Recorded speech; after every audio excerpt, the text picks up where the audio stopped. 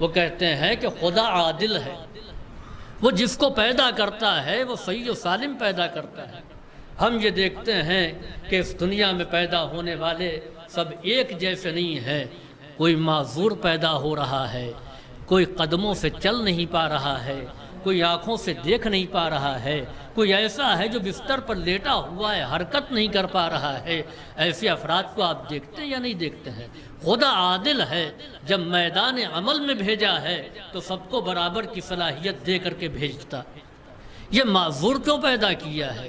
یہ اپاہج کیوں پیدا کیا ہے؟ اور خود قرآن کہتا ہے ما ترا فی خلق الرحمن من تفاوت، تم رحمان کی مخلوقات میں فرق نہیں پاؤ گے۔ رحمان نے جس کو جیسے پیدا کیا ہے اس میں ذرہ برابر فرق نہیں ہوگا۔ چنانچہ اس نظریے کو امام جعفر صادق علیہ السلام کے سامنے پیش کیا گیا۔ ہندوستان کے لوگ کہتے ہیں کہ خدا عادل ہے، ہر ایک کو اس کو ایک جیسا پیدا کرنا چاہیے، اگر کسی کو اپاہج پیدا کیا تو عدالت پروردگار پر الزام آئے گا۔ امام نے کہا اچھا، اگر اس نظریے کو مان لیا جائے کہ اگر کوئی صحیح و سلامت پیدا ہو رہا ہے، اچھے ہاتھ پاؤں لے کر کے پیدا ہو رہا ہے، تو اس کے معنی یہ ہے کہ اس کو اس کی نیکی کا انعام دیا جا رہا ہے۔ اور کوئی انسان اپاہج پیدا ہو رہا ہے، معذور پیدا ہو رہا ہے، تو اس کے معنی یہ ہے کہ اس کو اس کے اعمال کی سزا دی جا رہی ہے۔ تو یہ بتاؤ کہ پہلی مرتبہ پیدا ہونے والا انسان یا صحیح و سالم پیدا ہوگا یا معذور و اپاہج پیدا ہوگا؟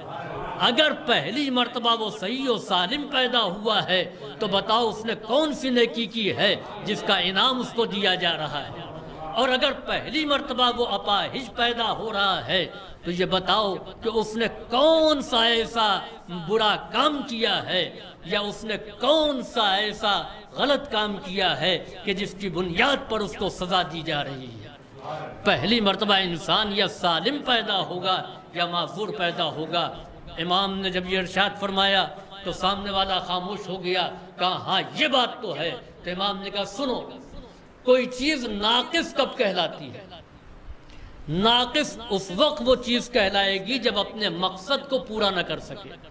مثلاً مختلف قسم کی گاڑیاں ہیں، سڑک پر دوڑ رہی ہیں، کسی میں 4 پہیے لگے ہوئے ہیں، کسی میں 3 ہے، کسی میں 2 پہیہ ہے۔ آپ یہ سمجھتے ہیں کہ 4 ویلر یعنی 4 ہی پہیہ ہوگی تبھی کامل ہے، یا میز ہے، کسی میں 3 کھمبے ہیں اور کسی میں 4 ستون ہیں، پائے لگے ہوئے ہیں۔ تو آپ یہ نہیں کہہ سکتے کہ جس میں 3 لگے ہوئے ہیں وہ ناقص ہے، یا جس گاڑی میں 3 پہیے لگے ہیں وہ ناقص ہے۔ نہیں، جس کو جس ساخت کا بننا ہے اور اس کا جو مقصد ہے وہ مقصد پورا ہو رہا ہے تو وہ کامل کہلائے گا۔ اگر آٹو میں 3 پہیے لگے ہوئے ہیں تو آپ اس کو ناقص نہیں کہیں گے، کیونکہ وہ اپنے مقصد کو پورا کر رہی ہے۔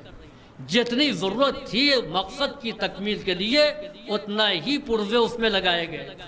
اسی طریقے سے امام نے فرمایا کہ جن لوگوں کو پروردگار عالم نے ناقص پیدا کیا ہے، تمہارے خیال میں، تمہارے ذہن کے اعتبار سے ناقص ہیں، مگر وہ اپنے مقصد کے اعتبار سے کامل ہیں۔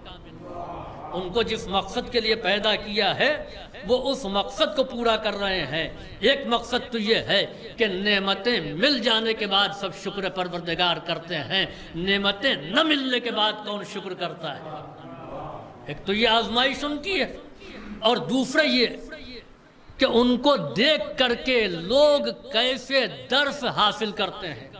اگر ان کے اندر جذبہ رحم پیدا ہو رہا ہے تو یہ اپنے مقصد کو پورا کر رہے ہیں، اور اگر ان کو دیکھ کر کے جذبہ رحم نہیں پیدا ہو رہا ہے تو اس کے معنی یہ ہیں کہ یہ خود انسان اپنے امتحان میں ناکام ہے۔ چنانچہ بہت سے لوگ ہیں جو ایسے لوگوں کو دیکھ کر کے عبرت حاصل کرتے ہیں۔ سعدی شیرازی جو مشہور مفکر تھا، اس نے اپنی کتاب میں خود لکھا، میں شیراز کا رئیس تھا، درباروں کا شاعر تھا، نافع تھا، عالم تھا۔ اس کا یہ کہنا ہے کہ میں چلتا تھا تو میرے ساتھ حشم و قدم ہوتے تھے۔ اتفاق سے شہر بلخ میں تھا، میرے پاس جوتا بھی نہیں تھا، چوری ہو گیا۔ میں ننگے پیر چلنے میں شرم محسوس کر رہا تھا کہ میں اس عالم میں جاؤں تو کیسے جاؤں، مجھے شرم آ رہی تھی۔ چنانچہ مسجد مجھے سامنے نظر آئی، میں مسجد میں داخل ہوا۔ جب مسجد میں پہنچا تو میں نے ایک شخص کو دیکھا کہ جس کے دونوں پاؤں گھٹنے سے نہیں تھے۔